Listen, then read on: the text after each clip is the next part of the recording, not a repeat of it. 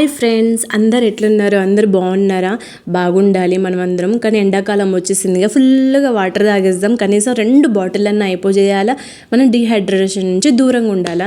ఈ ప్రపంచంలో అసలు ఏం జరుగుతుందో ఏమో అర్థం కాదండి. పిల్లలు చేసే యాక్టివిటీస్కి పిల్లలకి బాగా కోపం, పేరెంట్స్కి బాగా కోపం వచ్చేస్తుంది అనమాట. నాకైతే బాగా బీపీ కూడా వచ్చేస్తుంది.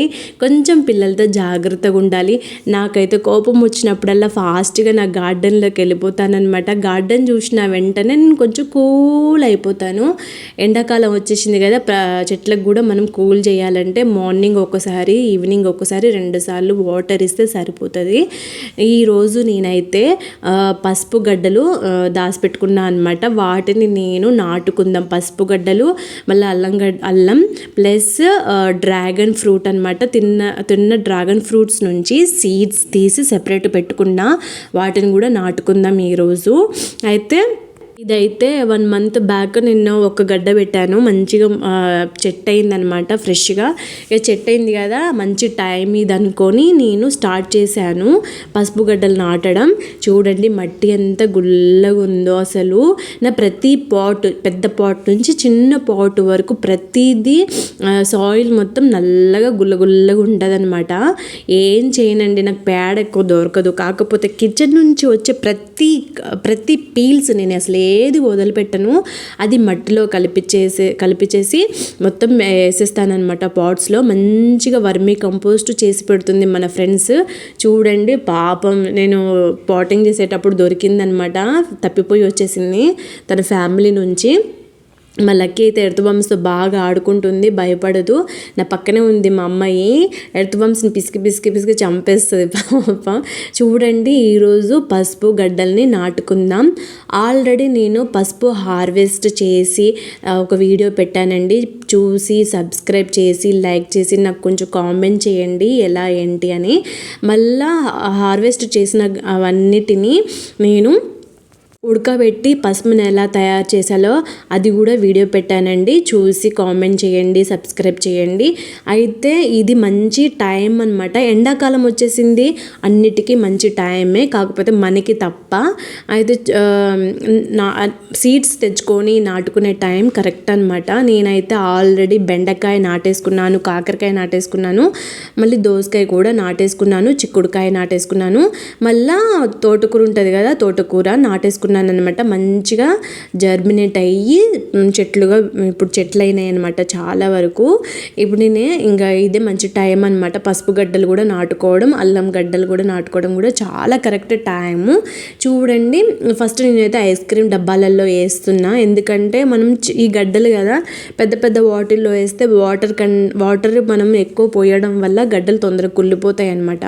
అందుకే చిన్న పోట్స్లో ఫస్ట్ వేసేసి తర్వాత అవి జర్మినేట్ అయ్యి చెట్లులాగా అయినప్పుడు కొంచెం పెరిగాక తీసి మనకు కావాల్సిన పాట్లో మనం రీపోటింగ్ చేసుకోవచ్చు అనమాట. అయితే ఇంకొకటి ఏంటంటే, మనం వేసిన గడ్డలు ఎక్కడ వేసినామా అని మర్చిపోకుండా ప్లస్ పాయింట్ ఇది ఒకటి అనమాట. అయితే నేను ఇంకా ఈ పసుపు గడ్డల్ని మంచిగా వీటిలలో మంచిగా మట్టేసి మంచిగా పెట్టుకుంటున్నాను అనమాట. పైన పిలకలు ఉంటాయి కదా, చూసి మరి దాని పైన వచ్చేటట్టు చేసి కింద అలా పెట్టేసుకుంటే సరిపోతుంది. మంచిగా ఒక 10 days కొన్ని నీళ్ళు పోసుకుంటూ వెళ్తే ఒక 10-20 daysలో ఇంక మొలకలాగా తయారవుతుంది. నా మట్టి చూడండి అసలు. నేను మా లక్కీ మట్టితో ఆడుకున్నా కానీ చెయ్యికి మట్టే అంటదు. మా లక్కీ చూడండి ఎర్త్ బాంబ్స్తో ఎలా ఆడుకుంటుందో. పిల్ల బాగా చికాకు పెట్టిస్తుంది అనమాట. అసలు ఆడపిల్లల్ని కొట్టొద్దు, తిట్టొద్దు అనిపిస్తుంది కానీ బాగా ఏడిపిస్తుంది. కానీ ఆడపిల్ల లేని ఇల్లు మాత్రం చాలా బోరు కొట్టిద్ది అనమాట. ఆడపిల్ల పుట్టాక చేసే పిచ్చి చెక్కలను చూస్తే కోపం వచ్చిద్ది అనమాట. ఏం చేసినా బాధలే కదా. సరే, బాధ లేని ప్రపంచం ఎక్కడ లేదనమాట. ఇప్పుడు ప్రపంచంలో చాలా వింతలు జరుగుతున్నాయి. పిల్లలతో మనం కొంచెం జాగ్రత్తగా ఉండాలన్నమాట. వాళ్ళు ఏం చేసినా మనం కోపం కంట్రోల్లో పెట్టుకోవాలి. నేనైతే కోపం కంట్రోల్లో పెట్టుకోవాలంటే ఒక్కటే దారి, గార్డెన్లోకి వెళ్ళిపోతాను అనమాట. వాళ్ళని కొట్టకుండా తిట్టకుండా ఇప్పుడు బాగా పిల్లలు మనకంటే ఎక్కువ ముదిరారనమాట. వాళ్ళని చాలా జాగ్రత్తగా డీల్ చేయాలండి. అసలు వాళ్ళు ప్రతి క్వశ్చన్స్కి ఆన్సర్ వెతుకుతున్నారు. అసలు ఎక్కువ ఫోన్ చూసి కూడా వాళ్ళు బాగా నేర్చుకుంటున్నారనమాట. అసలు ఇప్పుడు న్యూస్లలో కూడా తల్లిదండ్రులు పిల్లల్ని అలా చేయడం ఇలా అసలు కళ్ళల్లో నీళ్ళు కారుతున్నాయి. చెప్పలేనమాట. మా అమ్మ అలాంటి ఎక్కడ జరగకుండా దేవుడు అందరినీ దీవించాలని మనస్ఫూర్తిగా అనుకుంటున్నాను. చూడండి, నేను మంచిగా ఒక 1 మంత్ బ్యాక్ పెట్టడం వల్ల మంచిగా చెట్టు అయింది. చిన్న చెట్టు ఎంత అందంగా ఉందో కదా. ఇక్కడ వరకు పసుపే అండి. నేను పసుపు మంచిగా నాటేసుకున్నాను. ఇంకా తర్వాత మంచి గడ్డలు అవుతాయి కదా, మంచిగా పెద్ద పెద్ద పాట్ సెలెక్ట్ చేసి మరి పెట్టాలి. ఈసారి నేను మాత్రం ఫుల్ పసుపు ఒక 3 కేజీలు 2 కేజీలైనా తీయాలన్నమాట ఇయర్.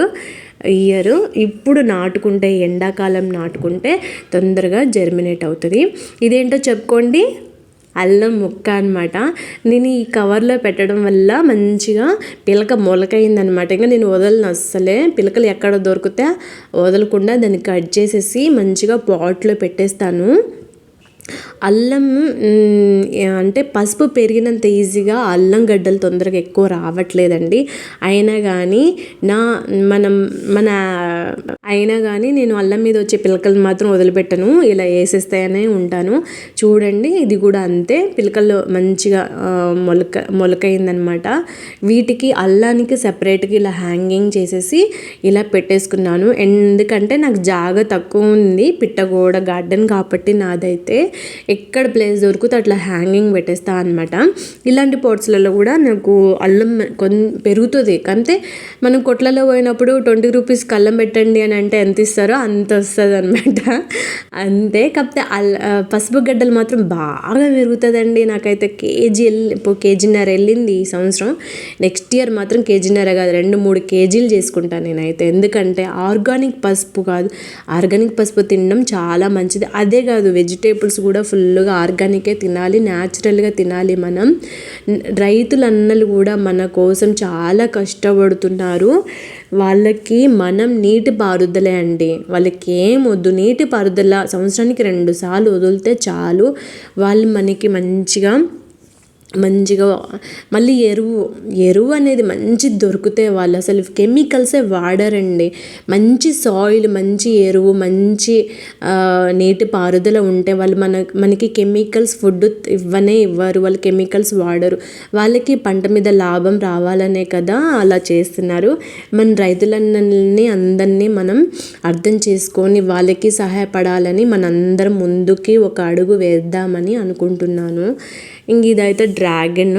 మా అంజిగాడికి ఫీవర్ వచ్చినప్పుడు డ్రాగన్ ఫ్రూట్స్ తీసుకొస్తే సగం తినడం సగం పడేయడమే అనమాట. అయితే ఇంకా దాంట్లో సీడ్స్ ఉంటాయి కదా, ఎందుకు వేస్ట్ చేయడం అని చెప్పేసి నేను ఒక 2 డేస్ ఎండబెట్టేసి ఇంకా పాట్స్లో పెడుతున్నా అనమాట. డ్రాగన్ ఫ్రూట్స్ చెట్టు పెంచాలంటే చాలా కష్టం, ఎంత తొందరగా పెరగదండి. 6 మంత్స్కి ఇంతింత కొంచెం పెరుగుతుందంట. అట్లా 1 year 2 years పడుతుందంట డ్రాగన్ చెట్లు పెరగడానికి.